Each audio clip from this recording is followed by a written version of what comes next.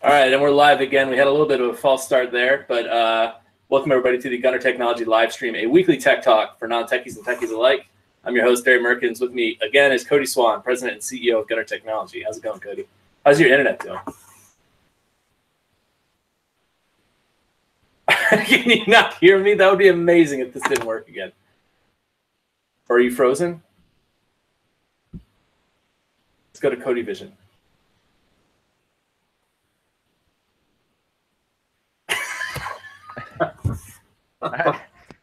What the flip is happening?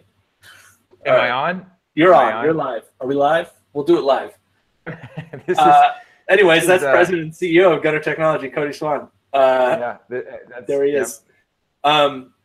Anyways, all you missed was my intro. And we're about to get into the Country Shore giveaway. Country Shore Outfitters, a lifestyle brand for anyone who loves the outdoors.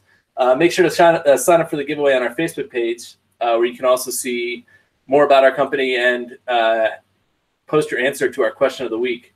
But the winner this week for the Country Shore giveaway is from Port St. Lucie, Florida, Cody's neck of the woods. Dan S. wins a lovely Country Shore hat. But make sure to sign up on our Facebook page and make sure to check out Country Shore Outfitters and CountryShoreOutfitters.com. Go ahead, Cody. I was like, can we do this like the Mike and Mike thing where we make the same joke that we did in the segment and we laugh about it like it's the Dan S. Is that an inside job, Cody? Yeah. No, I don't think so. But I did go to school with a guy named Dan Steubenvall.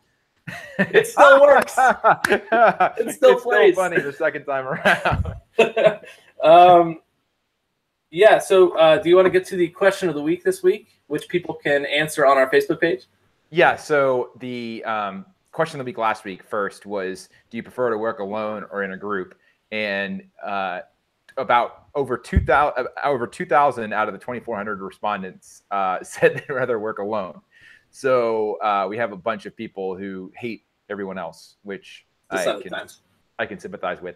The question for this week is, and again, I got this question from kind of reading this article about how many individuals are patenting things these days. And so the question was, have you ever patented anything? Yes or no? So that's the question of the week for this week. And you can answer it on our newsletter, our Facebook page, or our Twitter feed. Do provisional patents count? I would assume they would. Yeah, that'll work. I'll allow it. And you are allowed to patent someone in the week leading up to next week's episode. Yes. So if you can answer yes to the question. I might patent the question of the week. I was just going to say you could patent the question of the week. Damn it, joke stealer. All right, this week, our topic, or the lead-off question is, what's tough about working with entrepreneurs? Yeah, and so now that I had a chance to rehearse my answer a little bit. I'm excited to hear it. I didn't hear it the first time around. So the tough part about working with an entrepreneur is the same thing that makes it great working with an entrepreneur. And that is generally the passion that comes from the entrepreneur. And so how that's great should be pretty obvious, is that it's their idea. So they're passionate about it. Generally, they have this idea that's going to make them $1 billion or change the world for the better, or both. They've kind of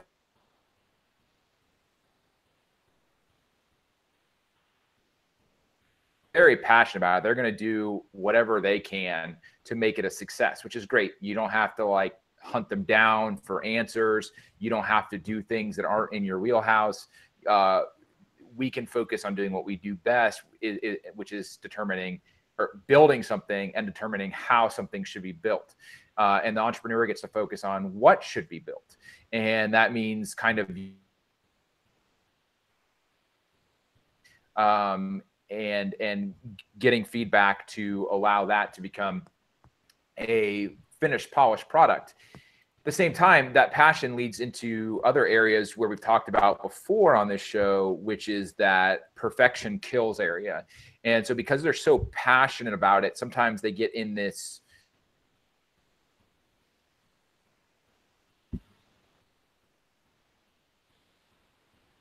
in reality, the idea will never be perfect. It will always be a living product that will keep fine tuning and iterating on every week or whatever, or every month, or however long it takes to get feedback, it's going to keep improving. As a matter of fact, I would argue that any technology that, and we kind of talked about this on, offline, any technology that's not evolving will lose usage fairly quickly, because in this day and age, people like change just for the sake of change in some cases. So this passion, because it's not perfect. It's not perfect. Not only is that a passion thing, but some of them view it as a personal indictment on themselves, especially when the project is small. Oh, I can't put it out yet because people, they don't kind of say this as directly as I'm saying this, but people who know me will think that I'm an idiot because I put this out before it was perfect. So they get caught in this trap of waiting for perfection, which means they're going to be waiting forever. And generally what they'll do then is they'll exhaust their technology budget trying to make it perfect, and then off the ground, which is marketing. And if there are any entrepreneurs out there who know how to fix Comcast internet in the South Florida region, we would definitely be interested in that technology. Or any alternative to Comcast. Yeah, literally anyone else. We got most of what you said there. I think the obvious follow-up question is, how do you keep entrepreneurs from being so perfection focused that they waste their budget and get passed by other people who are building the same products? Because I think the other thing that I've seen happen all the time is you build and build and build and build and build and build and build, never launch anything. And in the interim period, 4 other competitors have built something that's not nearly as polished or perfected as your vision, but is launched, which is a million times more important than the perfection or the polishedness of the product, especially with sort of the initial version of apps. The really interesting thing and the hard thing to communicate is the fact that there's sort of there's been a sea change in the landscape of application development where, especially the younger generation of users, and this is from talking to, cool hip kids, because I'm 11 years older than my sister, so I get, feedback from the younger generation, but they expect the initial versions of stuff to be complete garbage. Like, they're more excited about the newness of a product and the cool new features that it provides with them, as opposed to there are no bugs, everything works perfectly. There's 1,000 new features instead of one really cool new feature. So it seems like the message to get across is launching is the most important thing. Yeah, and again, we're certainly not perfect in this regard, because we've tried a number of different tactics. What I try to communicate is define your minimum viable product, define your MVP as clearly as you can. And what I mean by the MVP is kind of define what is the most basic form of your idea that is ready for consumption, that can provide value to your target audience. And as soon as we reach MVP, we're launching. That's when you should launch your MVP. For just what you said, the data shows now that, especially when it comes to native applications that are actually installed on a phone, that people will give that app ample chances before uninstalling. Yeah, and as you're cutting out there, like, first impressions are becoming decreasingly important. Right, when it comes to applications, exactly. I mean, even Twitter 10, 15 years ago was unusable at times. I mean, completely it was absolutely unusable.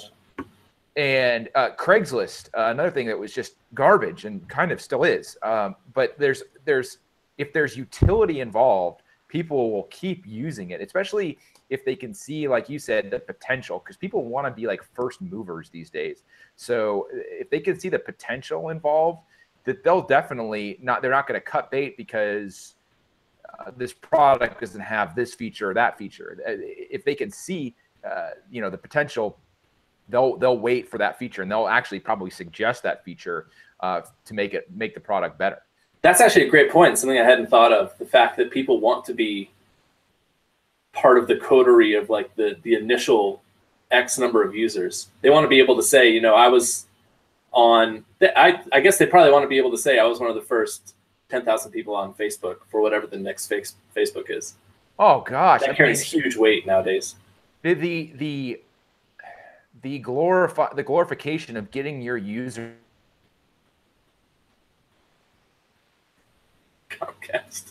Comcast is the worst internet provider. Everyone would sign up for every service just to get Cody Swan or whatever your username was, so you could have Cody Swan across every social media platform there was. I have the Merkins username, my last name, on so many bankrupt or closed down companies now.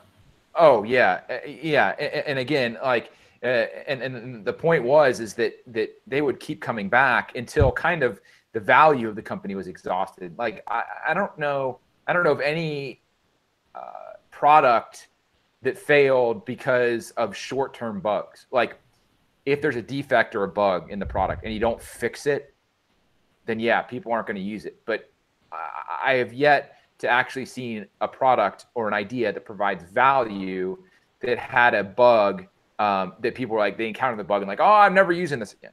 You know, the only thing there that I've seen people stop using a product is redesigns.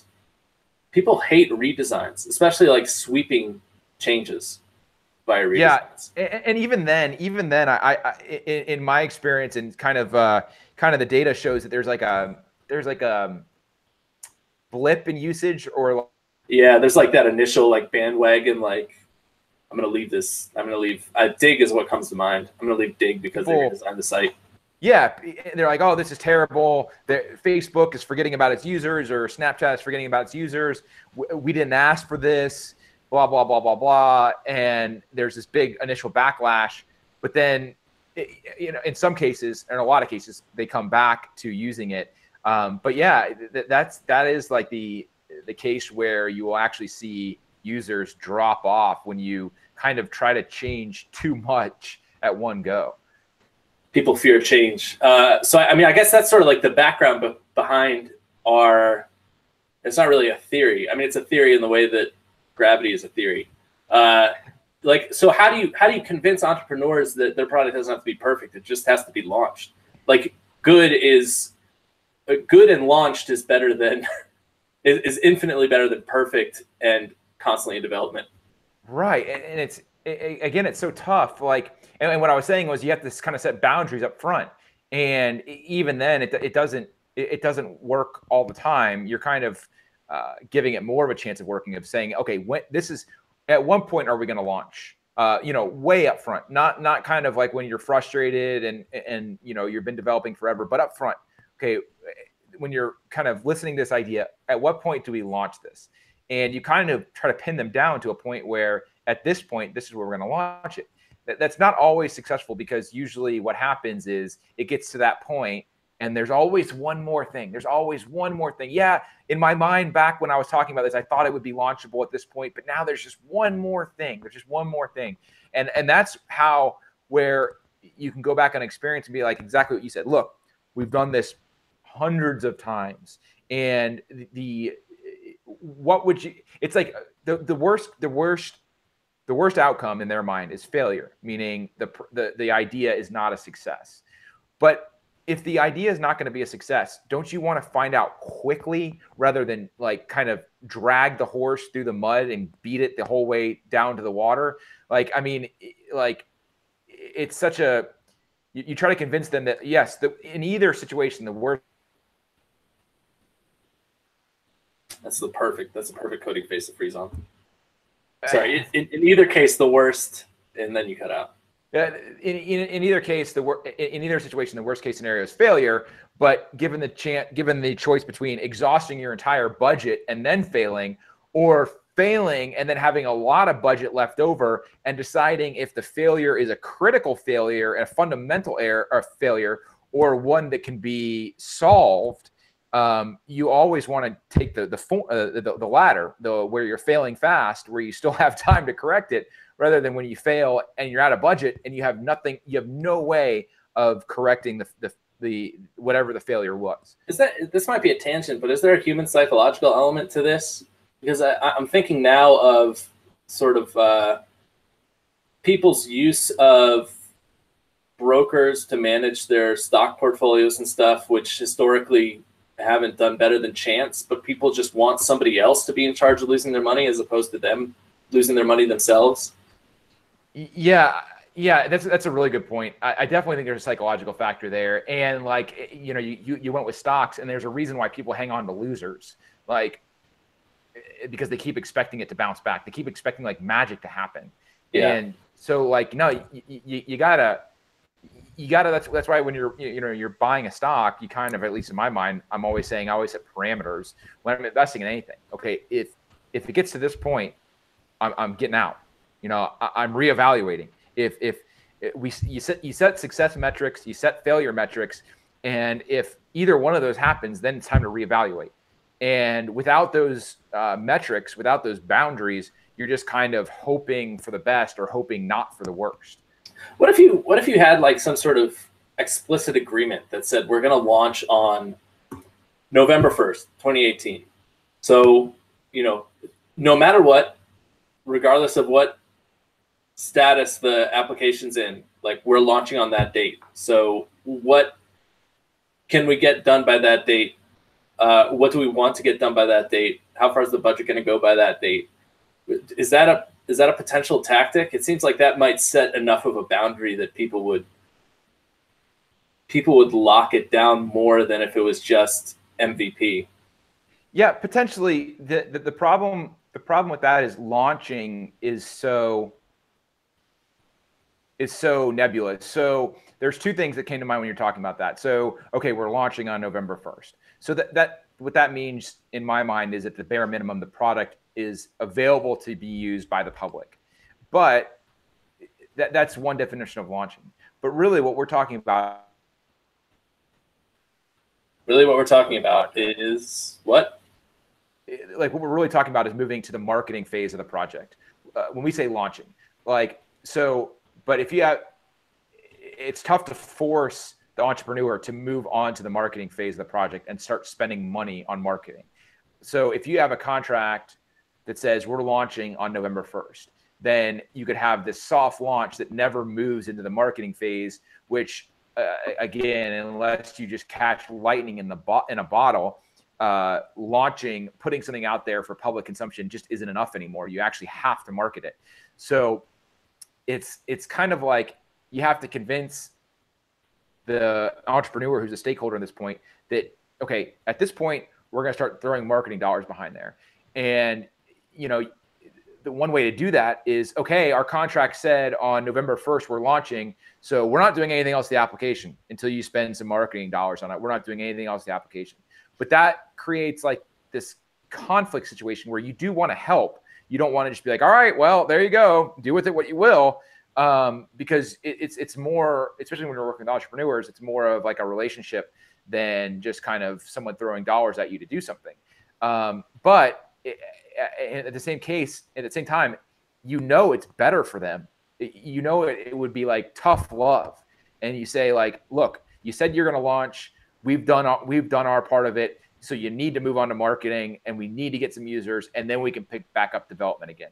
And so it really takes kind of like that strong foundation of a relationship to be able to say that and know, and the entrepreneur know that you're really saying that out of a position of wanting this product to succeed. You're not saying this because you're fed up with working, but you really know that this is how this product's going to succeed if we move on to marketing and then come back to development once we actually have some users using this application. And people interested in building trust with clients should listen to our previous episode where we talk about that for the better part of an hour. What are some other aspects of working with entrepreneurs that it's different than working with either larger businesses or with government entities? So more so with entrepreneurs, again, you're kind of going to be working initially on the potential of the idea, because entrepreneurs' budgets are usually the small.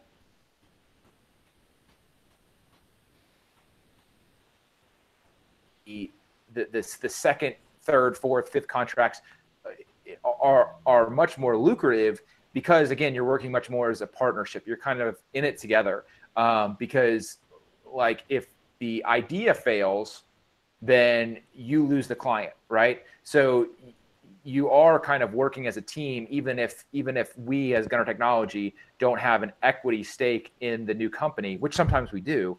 But even if we don't have an equity stake, our success is so much tied to their idea that we want to make it as successful as possible. So, kind of keeping that in mind, when you're working with entrepreneurs, that you're working for the long-term success. You're basically taking a discount up front because you believe in the idea, and if it pans out, it's going to mean a much bigger payday for you in the future. It's like, to use a sports analogy, it's like drafting on potential versus drafting on what they proved in college, kind of thing.